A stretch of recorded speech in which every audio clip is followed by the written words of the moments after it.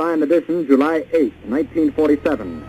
The Army Air Forces has announced that a flying disc has been found and is now in the possession of the Army. Army officers say the missile, found sometime last week, has been inspected at Roswell, New Mexico, and sent to Wright Field, Ohio, for further inspection.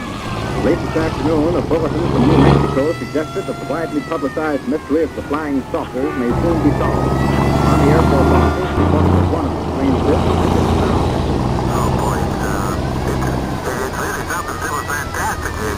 You couldn't ever imagine this. Roger, we know about that. Could you go the other way? Go back the other way. Well, it's kind of rich. Pretty spectacular. My God. What is that, man? Tango.